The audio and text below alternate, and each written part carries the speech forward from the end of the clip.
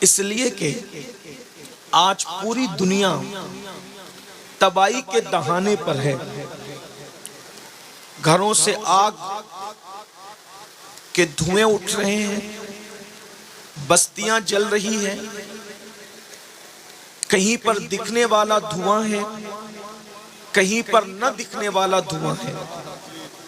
ظلم کا دور دورہ ہے، ضمیر فروشوں کی منڈی لگی ہوئی ہے. انسان ظلم اور جبر کا شکار ہے. انسان ایک دوسرے پہ ظلم کر رہا ہے، اس کو احساس ہی نہیں ہے کہ میرا کیا ہوگا. وہ سوچتا ہے کہ کون ہے اور میرا کون کیا کر سکتا ہے. معصوم بچوں کا قتل ہو رہا ہے، قاتل سوچتا ہے میرا کون کیا بگاڑے گا.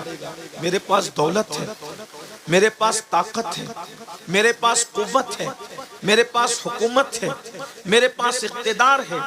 میں چاہوں گھروں کو جلا دوں، میں چاہوں بچوں کو قتل کر دوں، میں چاہوں لوگوں کے ساتھ برا سلوک کروں.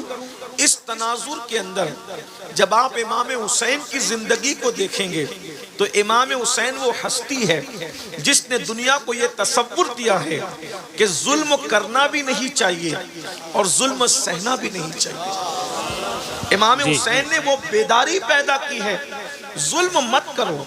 بلکہ ان کے والد بزرگوار سید السادات مولائے کائنات سیدنا علی کرم اللہ تعالی وجہہ الکریم فرماتے ہیں اللہ کافروں کو تو مہلت دیتا ہے مگر اللہ ظالموں کو مہلت نہیں دیتا.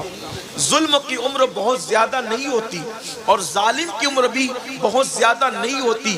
جب کسی کو دیکھو کہ وہ ظلم کر رہا ہے تو سمجھ جانا بہت جلد یہ تباہی کے دہانے پر پہنچے گا، بہت جلد یہ برباد ہوگا، بہت جلد یہ صفحہ ہستی سے مٹایا جائے گا. اللہ اکبر. آپ اندازہ فرمائیں امام علی مقام علی جدی والی سلام ظلم کے خلاف اٹھنے والی ایک تحریک کا نام ہے. افسوس ہم نے امام حسین کی کرامتوں کو تو دیکھا، ہم نے امام حسین کے فضائل کو تو دیکھا اور دیکھنا بھی چاہیے، لیکن کردار حسین آج ہماری نگاہوں سے پوشیدہ ہے. امام حسین اس جری، اس بہادر اور ایسی طاقتور ہستی کا نام ہے جس نے وقت کے ظالم کے خلاف سینہ سپر ہو کر کے میدان کربلا میں آ کر کے کھڑے ہوئے تھے اور دنیا کو بتایا تھا جب ظلم ہو تو ظلم کے خلاف کھڑے ہونا چاہیے. اللہ اکبر. یزید اس ظالم کا نام ہے جس نے سوتیلی ماں پہ ظلم کیا. یزید اس ظالم کا نام ہے جس نے محرمات پر ظلم کیا. یزید اس ظالم کا نام ہے جس نے شریعت پر ظلم کیا. یزید اس ظالم کا نام ہے جس نے قوم پر ظلم کیا. میرے امام اس کے خلاف اٹھ کر کے کھڑے ہوئے اور لوگوں کو بتایا کہ ظالم کی حیثیت کیا ہوتی ہے. یاد رکھنا ظالم طاقتور نہیں ہوتا بلکہ ہمیشہ ظالم بزدل ہوتا ہے. اللہ اکبر. مجھے ظلم پر بات آئی تو بات عرض کروں بڑی معذرت کے ساتھ، ہم بھی ظلم کرنے ظالم ہیں. ہم لوگ حسینی کبھی ظالم نہیں ہوتا، حسینی مظلوم تو ہو سکتا ہے ظالم نہیں ہوتا. لیکن آج ہم ظلم کر رہے ہیں. بیٹیوں پر باپ ظلم کر رہا ہے، بیوی پر شوہر ظلم کر رہا ہے، مقتدی امام پر ظلم کر رہے ہیں، پڑوسی پہ ظلم کر رہا ہے. ہم بھی ظالم ہیں. تھوڑی سی دولت آئی ظالم ہو گئے. بیوی پہ ظلم کیا ہے؟ ایک بیوی کے ہوتے ہوئے کسی دوسری عورت کے ساتھ ناجائز تعلقات قائم کرنا یہ بیوی پہ ظلم ہے. اور یاد رکھنا ظالم ظلم کر کے سو جاتا ہے مگر مظلوم کو نیند نہیں آتی. مظلوم بھی جاگتا ہے اور مظلوم کا خدا بھی جاگتا ہے. اور یہ بات یاد رکھنا وہ بددعائیں جو زبان سے نکلتی ہے وہ اتنا انسان کو تباہ نہیں کرتی جو خاموش بددعائیں انسان کو تباہ کرتی. خاموش بددعاؤں بددعاؤں سے ڈرو، یہ خاموش بددعائیں بڑی خطرناک ہیں۔ لنکا میں لگنے والی آگ اتنی تباہی نہیں مچاتی جتنا خاموش بددعائیں انسان کی زندگی میں تباہی مچایا کرتی ہے۔ یہ خاموش بددعا کیا ہے؟ خاموش بددعا کے کوئی الفاظ نہیں ہوتے، خاموش بددعا کی کوئی آواز نہیں ہوتی۔ خاموش بددعا صرف نگاہیں اٹھا کر کے کسی کی طرف دیکھتی ہے، اور جس کی طرف دیکھتی ہے پھر اس کا حال یہ ہے کہ اللہ اکبر، میرے آقا فرماتے ہیں مظلوم کی آہ سے بچو، مظلوم کی بددعا سے بچو۔ اللہ کے اور مظلوم کی بددعا کے درمیان کوئی پردہ نہیں ہے، ادھر نگاہ اٹھتی ہے اور ادھر مظلوم کی بددعا باب اجابت الہی سے ٹکراتی ہے۔ میری بات توجہ سے سننا، آج میں کردار امام حسین پیش کرنے جا رہا ہوں، لیکن بات مظلوم اور ظالم کی آئی ہے تو ایک بات آپ کے سامنے پیش کروں۔ آج دولت ہے، فیکٹری ہے، مال ہے، کتنے جوان ہیں جو بیوی کے ہوتے ہوئے کسی نہ کسی کے چکر میں پھنسے ہوئے، وہ ظالم ہے۔ یہ ہنسنے کی بات نہیں، یہ ہنسنے کی بات نہیں، بلکہ پلٹ کر ایک بات اور کہہ دوں، کچھ ایسی ظالم عورتیں بھی ہیں جو شوہر کے ہوتے ہوئے کسی اور طرف اپنے دل کو لگائے ہوئے، وہ بھی بدترین عورتیں۔ یہ ظلم ہے۔ اور ایک بات آپ کو بتاؤں، قتل کرنا جتنا بڑا جرم ہے اس سے بڑا جرم بے وفائی کرنا ہے۔ شوہر کا بیوی کے ساتھ، آج ہمارے گھر جل رہے ہیں، چھوٹے چھوٹے ننھے ننھے بچے کبھی ماں کا منہ تکتے ہیں، کبھی باپ کا منہ تکتے ہیں، کیونکہ جب کسی شوہر کا دل کسی اور عورت سے ناجائز طور پہ لگ جاتا ہے تو اس کو اپنی بیوی اچھی نہیں لگتی، وہ بیوی سے لڑتا جھگڑتا رہتا ہے۔ اور جب کسی عورت کا دل کسی غیر مرد سے لگ جاتا ہے تو اس کو اپنا شوہر اچھا نہیں لگتا، وہ بھی ہمیشہ اس سے لڑتی جھگڑتی رہتی ہے۔ لیکن آئیے، یہ ظلم ہے، اور میں آپ سے کہہ دوں کہ اللہ رب العزت ظالم کو بہت بدترین موت عطا کرتا ہے۔ ظالم اور مظلوم کی بات آئیے تو ایک بات مجھے یاد آئی، ہلاکو کیسے مرا؟ خاموش بددعا سے مرا۔ میں پہلے کہہ رہا ہوں، خاموش بددعا بڑی خطرناک ہوتی ہے۔ الفاظ والی بولنے والی بددعا بھی خطرناک ہوتی ہے، لیکن خاموش بددعا زیادہ خطرناک۔ آج میں آپ کو یہ کہنا چاہتا ہوں، خاموش بددعاؤں سے بچو، خاموش بددعاؤں سے ڈرو۔ یہ خاموش بددعا کیا ہے؟ آپ جس پہ ظلم کر رہے ہیں وہ آپ کو کچھ کہہ ہی نہیں رہا ہے، اور اس کا نہ کہنا یہ خاموش بددعا۔ اور جو خاموش بددعا دیتے ہیں وہ اللہ کے بڑے قریبی لوگ ہوتے ہیں، اس لیے کہ وہ جانتے ہیں کہ میری سننے والا کوئی نہیں ہے، میری سننے والا صرف ایک ہے اور وہ اللہ ہے، اور اللہ بہت طاقت والا ہے۔ اس لیے کبھی کسی پہ ظلم مت کرنا۔ ہلاکو کیسے مرا؟ ہلاکو کو مسلمانوں سے بڑی نفرت تھی۔ دھیان سے سننا، اور آپ اچھے سے سن بھی رہے ہیں، لیکن ممبر والوں کی بھی تھوڑی توجہ کہ وہ دعا دے دیں۔ میں ان کی معلومات میں کوئی اضافہ نہیں کر سکوں گا، 500 ساڑھے 500 کلومیٹر کا سفر کر کے سیدھا آپ کے ممبر پر آ رہے ہیں، اس لیے میں اگر آپ کا ساتھ رہا تو کچھ بات کر سکیں گے، اور مجھے یہاں سے پھر پورن پور جانا ہے دوسرے جلسے میں۔ ٹھیک، اسٹیج والے بھی تھوڑا بیٹھ جائیں، آپ کو بھی بیٹھنے کی ضرورت سے بیٹھ جائیں، سن لیں تھوڑا۔ ہلاکو کو مسلمانوں سے بڑی نفرت، اس لیے کہ اس کے اوپر کی نسلوں نے، چنگیز خان وغیرہ نے بہت ظلم کیا، اتنے مسلمان کاٹے ان لوگوں نے کہ مسلمانوں کے کٹے ہوئے سروں سے انہوں نے مینار تعمیر کی۔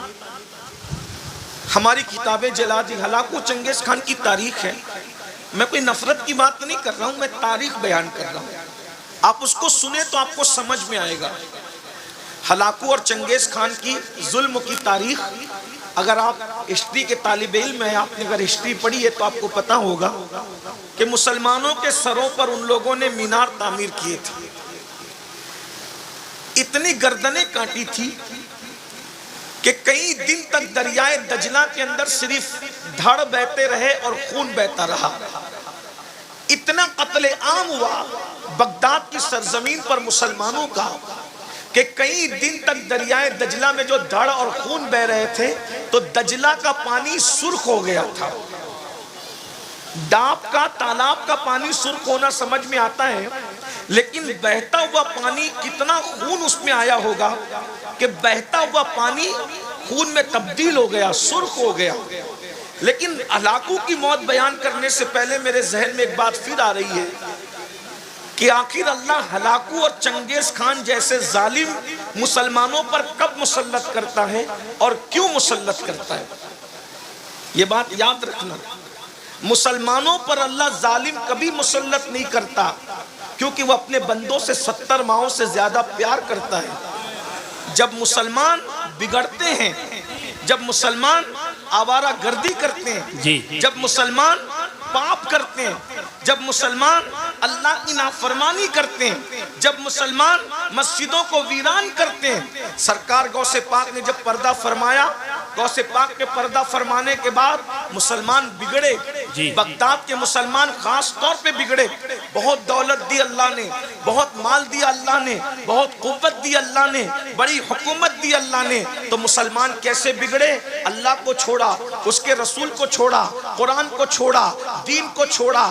ایک ایک مسلمان اتنا پاپی ہو گیا تھا کہ 300 لڑکیاں اس کے گھر میں گانا گانے والی تھی اور 800 لڑکیاں اسے شراب پلانے والی تھی. مسلمان سوتے تھے تو سرانے شراب کے مٹکے رکھ کر کے سوتے تھے، عیاشیاں کرتے تھے، آوارگی کرتے تھے. اچھی طرح یاد رکھنا مسلمانوں، جب تم اللہ کے ساتھ بغاوت کرتے ہو تو اللہ کی تلوار اٹھتی ہے. اور اللہ کی تلوار کیسے اٹھتی ہے؟ اللہ تم پر ظالم مسلط کرتا ہے.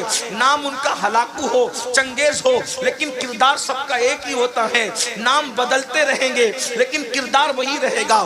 جب تم بد کردار بنو گے تو اللہ تم پر ظالم مسلط کرے گا. اور اللہ اکبر، جب اللہ کسی قوم پر فسق و فجور کی وجہ سے ظالم مسلط کرتا ہے، اس وقت جب مسلمان دعا کرتے ہیں تو اللہ ان کی دعاؤں کو بھی قبول نہیں کرتا. آج آپ کہہ رہے ہیں فلسطین میں یہ ہو رہا ہے، وہاں وہ ہو رہا ہے، وہاں وہ ہو رہا ہے، وہاں وہ ہو رہا ہے، ہر جگہ تم پہ ظلم ہو رہا ہے. میں اس وقت ظالموں کو کچھ نہیں کہوں گا، لیکن تم سے کہتا ہوں، بتاؤ کیا ہلاکو اور چنگیز کے دور کے مسلمانوں سے ہمارا حال کچھ مختلف ہے؟ جو وہ کر رہے تھے وہی تو ہم بھی کر رہے ہیں. اللہ اکبر، اللہ اللہ. پوری زندگی آج کا مسلمان مسجد کا زینہ فجر میں نہیں دیکھ پاتا، مسجد کا دروازہ نہیں دیکھ پاتا. بولو کتنے مسلمان فجر پڑھتے ہیں؟ اللہ اکبر. جلسوں میں ہزاروں ہیں اور فجر کی نماز میں انگلیوں پر گن سکتے ہو. یہ کیفیت ہے مسلمانوں کی. یاد رکھنا، کھاتے اللہ کا ہو، روزی اللہ دیتا ہے، رزق اللہ دیتا ہے. اللہ کے ساتھ بغاوت کرتے ہو. وہ قوت والا ہے، قوت والا. جب اس کے غضب کو کوئی چیلنج کرتا ہے تو پھر وہ تم پر ظالم، ایسے ظالم اور اللہ اکبر ایسے بے مروت اور سخت دل ظالم کو مسلط کرتا ہے کہ پھر وہ تم پر رحم نہیں کرتے. لوگ رحم کی بھیک مانگتے ہیں مگر وہ رحم نہیں کرتے کیونکہ اللہ ظالموں کو مسلط کرتا ہے.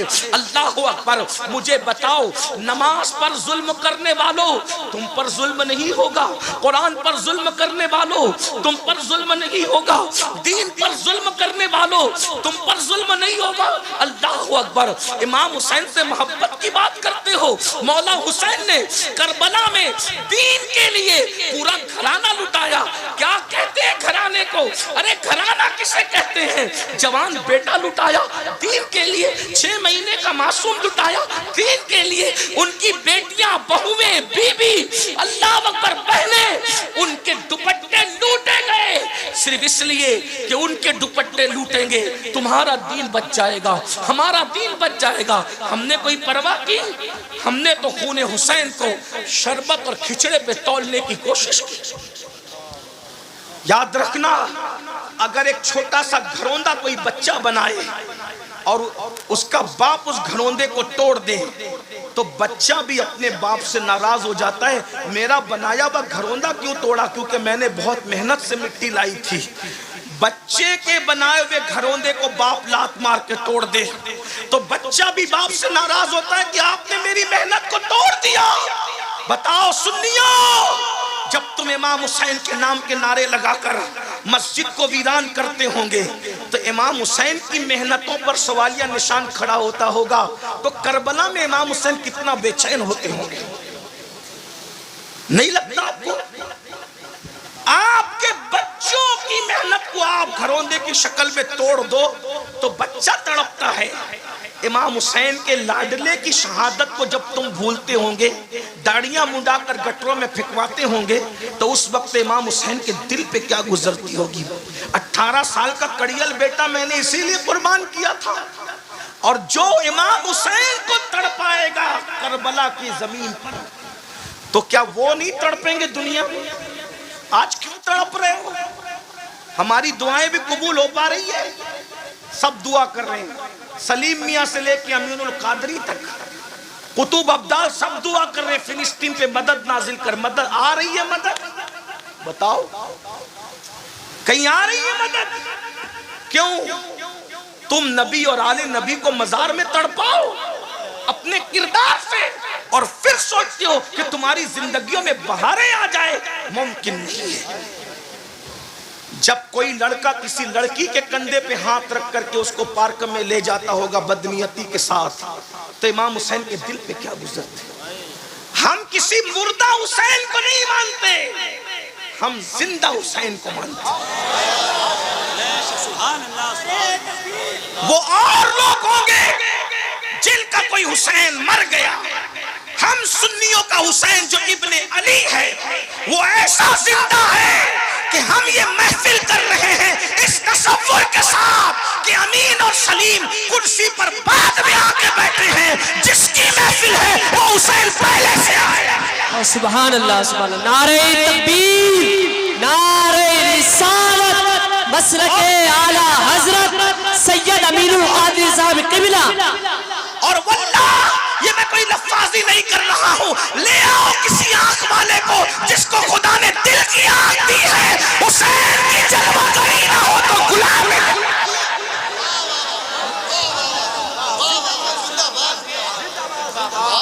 ارے جب ان کے بیٹوں کے بیٹوں کے بیٹوں کا بیٹا ایک وقت میں 70 مریدوں کے گھر جا سکتا ہے تو پھر امام حسین اس جیسی کتنی محفلوں میں آ سکتے ہیں. ارے تم نے امام حسین کو سمجھا کیا ہے؟ حسین اس ہستی کا نام ہے جو جب چاہے جہاں چاہے اللہ کے اذن سے روحانی طور پر تشریف لے جا سکتے ہیں. آپ امام حسین کی طاقت کو سمجھتے کیا ہو؟ پھر کوئی کہے گا کہ امین القادری اگر اتنے طاقتور تھے پھر شہید کیوں ہوئے؟ میں نے کہا یہی تو بات ہے، طاقت دکھانے نہیں گئے تھے بلکہ قربانی دینے گئے تھے. جب قربانی دینے جانا ہوتا ہے طاقت نہیں دکھائی جاتی، پھر سر رکھ دیا جاتا ہے. پھر سر رکھ دیا جاتا ہے اس لیے کہ اگر طاقت دکھائیں گے تو شہادت کا مرتبہ کیسے ملے گا؟ اور وہ تو پالے ہی گئے تھے شہادت کے لیے. اب فرق کیا ہے سن لے. ایک سید وہ ہے جسے امام حسین کہتے ہیں، وہ قربانی دینے گئے تھے، اور ایک سید وہ ہے جو طاقت دکھانے آیا تھا. دونوں میں فرق دیکھو. طاقت دکھانے والا سید پورے انا ساگر کو کٹورے میں سمیٹ کر بتاتا ہے دیکھ میری طاقت کتنی ہے، اور استقامت دکھانے والا سید پورا گھر لٹا کر کے کہتا ہے کہ دیکھ میری قربانیوں کے جذبات.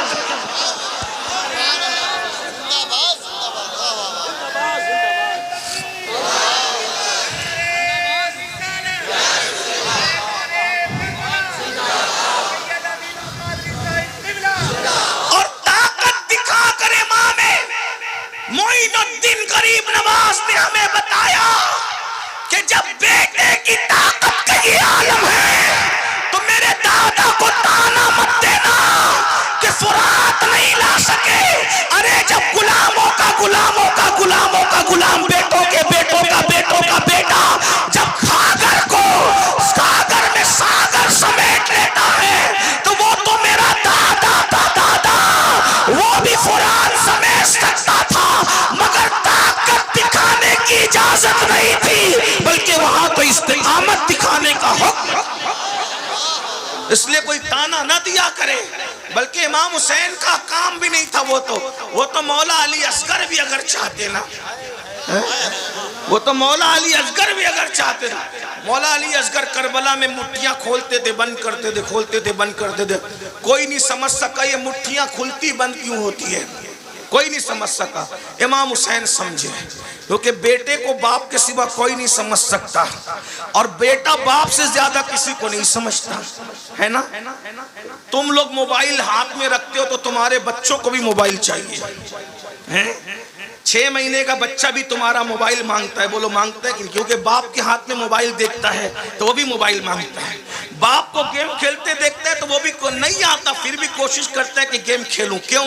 6 مہینے کا تمہارا بچہ باپ کو گیم کھیلتے دیکھے تو وہ بھی ادھر جاتا ہے، باپ کے ہاتھ میں موبائل دیکھے تو وہ بھی ادھر جاتا ہے، باپ کو ناشتے ہوئے دیکھتا ہے تو وہ بھی ادھر جاتا ہے، باپ کو سیریل دیکھتے ہوئے دیکھتا ہے وہ بھی ادھر جاتا ہے، لیکن میرے حسین کا لاڈلا 6 مہینے کا باپ کے ہاتھ میں تلوار دیکھتا ہے تو کہتا ہے مجھے بھی چاہیے،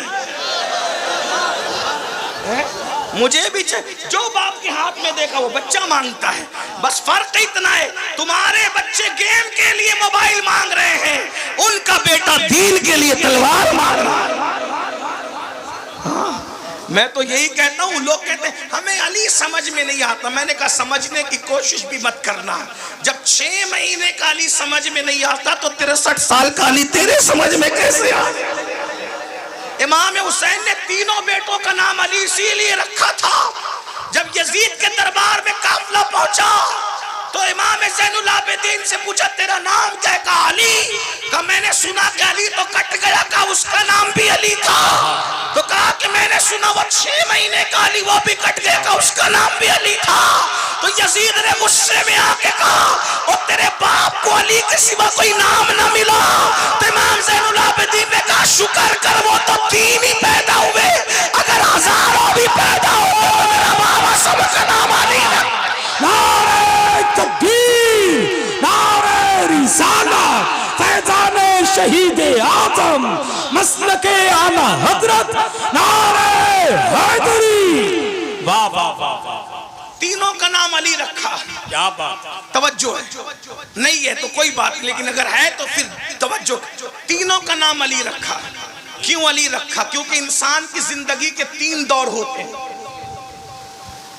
انسان کی زندگی کے 3 دور ہوتے ہیں، جوانی، بچپنا اور ڈھلتی زندگی، بڑھاپا نہیں کہتا، اس لئے جس کو بیان کر رہا ہوں وہ کبھی بوڑھا نہیں، وہ کہ رسول اللہ نے اس کو جوان، لا فتح الا علی، لا فتح الا علی، لا سیف الا ذوالفقار، علی جیسا کوئی جوان نہیں ہے اور ذوالفقار جیسی کوئی تلوار نہیں، واہ واہ واہ واہ، زندہ باد، جس کو نبی نے جوان کہا ہو ہم اس کو کبھی بوڑھا کہنے کی ہمت نہیں کرتے، کیونکہ نبی نے کہہ دیا، کہ ہم جانتے نبی جسے جو کہتے، معجزہ میرے نبی کا، کہہ دیا تو ہو گیا، آپ نے قطرے کو دریا کہہ دیا تو ہو گیا، جس کو جو کہتے وہ ہو جاتا ہے، تو مولا علی کو جوان کہا ہے، اس لیے ہم بوڑھا کہنے کی ہمت نہیں کرتے، علی تو بوڑھے کہاں ہوئے، ان کے غلاموں کو بھی بڑھاپا نہیں آتا،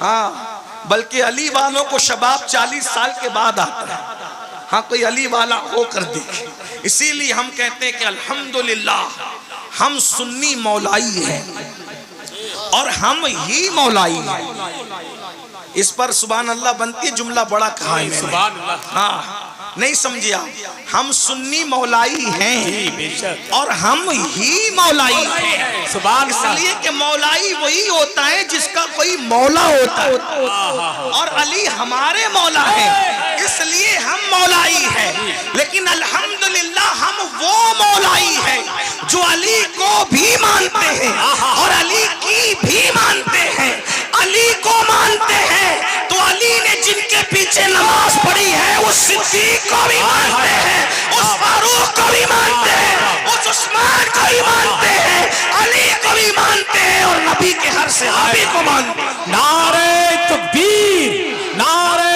رسالت، فیضان صدیق اکبر، فیضان فاروق اعظم، فیضان عثمان غنی، نعرہ حیدری، اب کوئی اپنے آپ کو مولائی کہہ کے اگر صدیق اکبر کو گالی دیتا ہے تو سمجھ جانا کہ وہ چیٹنگ تو کر رہا ہے لیکن وہ مولائی نہیں ہے. ہاں اپنے ہم فخر سے کہو ہم مولائی ہیں. ہمارا مولا علی ہے اور ہم مولائی ہے، لیکن کون سے؟ جو ہر صحابی کی عزت کرتے ہیں، ہر صحابی کی تعظیم کرتے ہیں، ہر صحابی کا اکرام کرتے ہیں. کیوں نہ کریں؟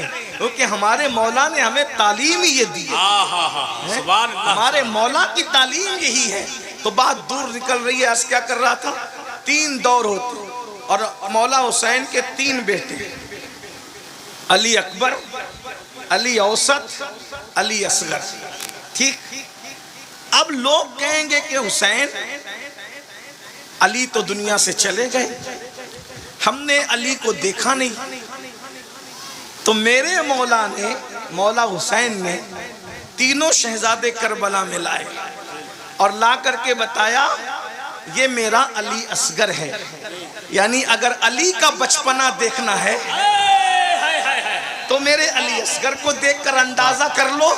جب علی کا پوتا اصغر ایسا، علی اصغر ایسا ہے، جب علی کا اصغر ایسا ہے تو خود مولا علی کیسے ہوں گے؟ جی کیا بات.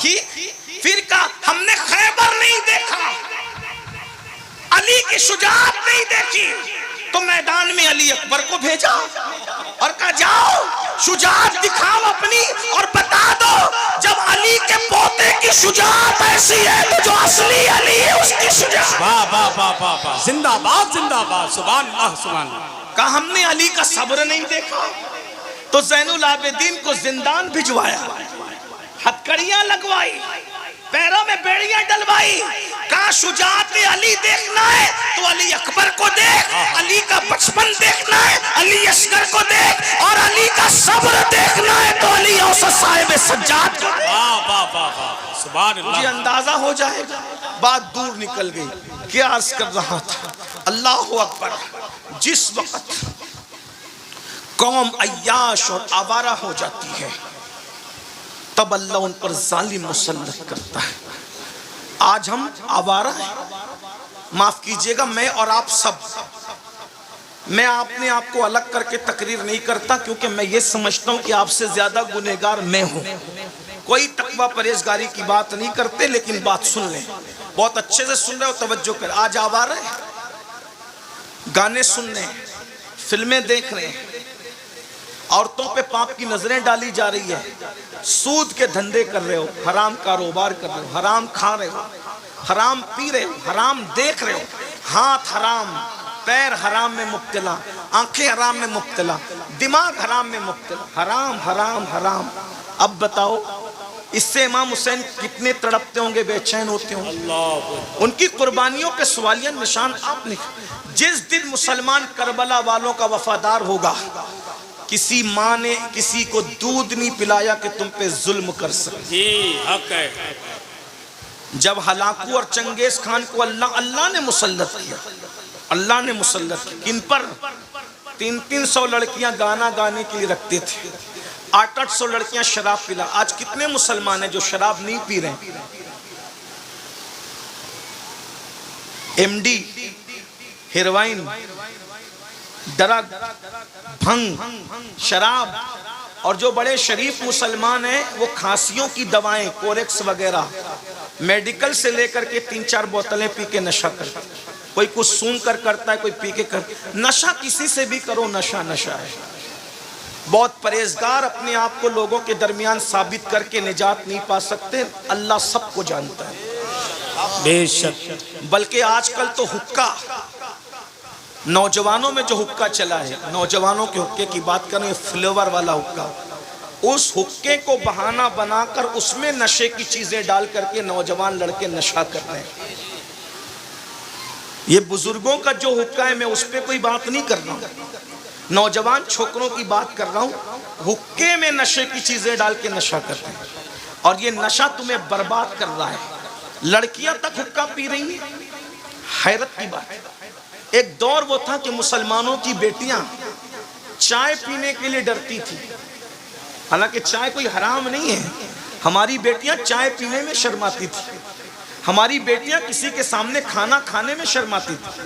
آج بھی کچھ گھر کی عورتیں ایسی ہیں جو شوہروں کے سامنے کھانا نہیں کھاتی، انہیں شرم آتی ہے شوہر کے سامنے کیسے کھاؤں، دیور کے سامنے کیسے کھاؤں. کچھ عورتیں ایسی ہیں بوڑھی ہو گئی، 90 سال کی عمر کو پہنچ گئی. میں نے ایسی عورتوں کو دیکھا ہے کہ داماد کے سامنے ساس نے کبھی کھانا کھانے کی ہمت نہیں کی کہ میرا داماد بیٹھا. یہ حیا کا معاملہ تھا. اور آج ہماری بیٹیاں ہوٹلوں میں اپنے منگیتر کے ساتھ جا کر کے حقہ پی رہی. یہ ہنسنے کی بات نہیں، یہ ہمارا دکھ ہے. کیا نام لیں گے لوگ مسلمانوں کی وہ بیٹیاں جو کبھی قوم کی آبرو سمجھی جاتی تھی، آج ان کا یہ حال ہو گیا. جس قوم کے اندر سیدہ فاطمہ کا کردار یہ ہے کہ ان کے سر کے دوپٹے کو کبھی چاند و سورج نے نہیں دیکھا، آج ہماری بیٹیاں منگیتروں کے ساتھ گھومیں، باپ کے کان پہ جو نہ رینگے، ماں کی حیا کو کبھی غیرت نہ آئے. جو قوم اتنی بے غیرت ہو جائے پھر ان پر ظالم مسلط ہوں گے. اور ایسے ظالم آقا فرماتے ہیں جب تمہاری عیاشیوں پہ اللہ ظالم مسلط کرے گا تو تمہارے نیکوں کی دعا بھی اللہ قبول نہیں کرے گا.